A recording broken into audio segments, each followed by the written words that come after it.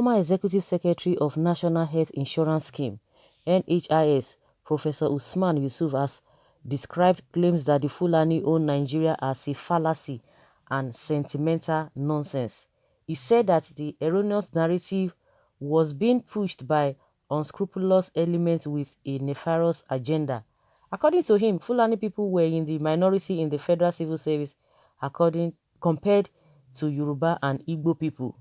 The Katsina-born professor added that Yoruba and Igbo people were also far richer than their Fulani counterparts.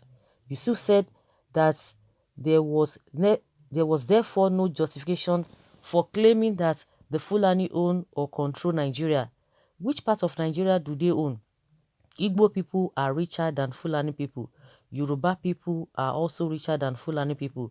There are more Igbo and Yoruba in federal civil service than Fulani. Does any Fulani own a bank? Does any Fulani own a media house? Does any Fulani own a hotel? All the hotels in Abuja and land are owned by the Igbo. Is Abuja Igbo land? Can Fulani own in the east what Igbo own in the north? No. If you have never been to the north, come and see the landed properties that the Igbo have, which the Fulani do not have and cannot have in Igbo land. Whoever that says Fulani man owns Nigeria, let him come and say how. Fulani man occupies Aso Rock, and so what? An Igbo man should come and occupy Aso Rock and give the Fulani all the material wealth he has in the north. This is nonsense. Igbo own all the hotels, they own banks, and Yoruba own the newspapers and banks. What do Fulani own? It is just sentimental nonsense, Yusuf told Saturday Sun.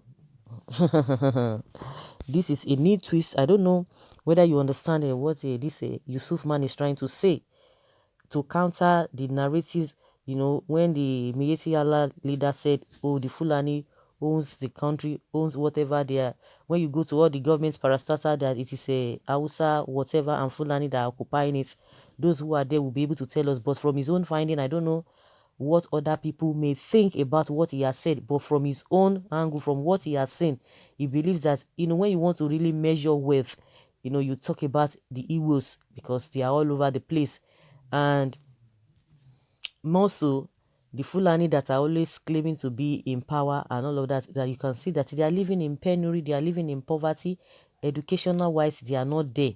I think that is the angle that this man is trying to say, or he's just trying to deceive the people to say, oh, they should forget about it and all of that. But he has been able to make his own opinion or submission known for us to be able to see what has really been the narratives, because he was able to bring us some facts which I think some people might want to counter what he has said concerning that it is the Igbo that own Nigeria, not the Hausa as they are claiming. And he has told them, come out and tell us who own this, who own that. But he's seen it from that perspective, but some other people might not see it from that angle. So what do we see? What do we think?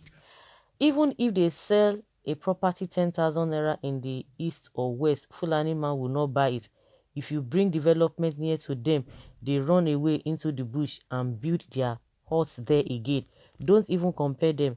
They are of different species of human beings. That is what somebody is saying, contrary to what this man is saying, the former executive secretary of a national health insurance scheme. Somebody is countering what he said.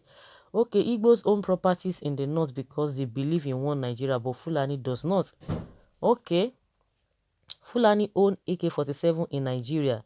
Why should they invest in banks and hotels when the treasury of Nigeria is at their neck and core? Fulanis have easy access to federal funds. They therefore have no need to generate income from a going concern. What stops them from owning any property in Igbo land? Because they are waiting to acquire land free through Ruga. Go to the east and buy land and develop just the same way the Igbos come to the north to buy land and develop. Rather, you come to east with mat, sleep like a refugee, do business, and then enter 911 truck and leave. The land Igbo buy and develop in Abuja was not given to them free. They buy them with their struggles, never had powers before. God sees their struggle and bless them. Who is fully who? Somebody believes that this man is just trying to change the narratives. Fulani owns Nigeria security forces. That's the reason they do whatever they want and get away with it. And besides, nobody stops them from investing in Igbo land. As rich as Dangote is carefully avoided investing in Igbo land, just like federal government has been doing. Someone said that is why Igbo can never be free. I think it's making a point. My own opinion, Sha. Uh, uh, someone is, how will I put it, agreeing to what this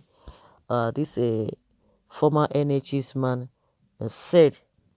That is the reason why Igbo man must wake up and start to develop their region, north, and west. Someone says, come back home and invest, my people. He said the truth, but it's one side. The man said it too, but it's one-sided. Igbos are hustlers, while Fulani just they enjoy our oil money in Nigeria.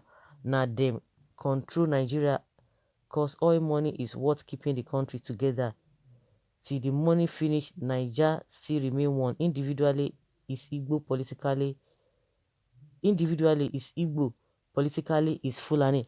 But let us even, I don't even know how people rate this whole thing. When you talk about Fulani, when you talk about people, are we talking about the politicians? Because in the recent, if we are talking about the people, because if without the people, the country will not be there. Without the people, there will be no society. Are we talking about the few individuals that are politicians? Are they the ones that we are referring to, or we are referring to the masses? Because if you are really referring to the masses, there's nothing to write home about the masses in that area, in that region. But if you talk about the Igbo region, the people now begin to talk about the individuals who are doing tremendously well. But if you are talking about the Fulanis, that means you are referring to those who are occupying high positions, not the masses. And what is the percentage of those who are occupying high positions compared to the real people? That is where we need to really balance this whole thing. Those who are occupying high positions and the masses. Let's just check the percentage. In my opinion and in my own assessment, the one who are holding uh, high positions, they're maybe just like 5%. Then what do you make of the people? Are you not saying the people are this? All the people now are enjoying the oil money? All the people, the majority, the greatest percentage of the people, the Fulani and the Hausa, are now the one occupying the government positions or enjoying the oil money. So I don't really get it. But if we come down to the southeast, the narrative is a different ballgame entirely, because when you talk about the people who make up the South is the masses. They are the ones who are flourishing. The few members of them who are holding high position there, they are just politicians. Then what is their percentage? But when you compare it, the masses in the other side and masses on the other side, you should be able to come out with you know, a great conclusion. But to me, I don't know how we base all of this. Is even the man that is talking, we just need to look beyond these politicians and the masses, because the masses are the real people in the country that we need to use our statistics and come out with our own findings. So guys, let us hear your opinion concerning what this man has said.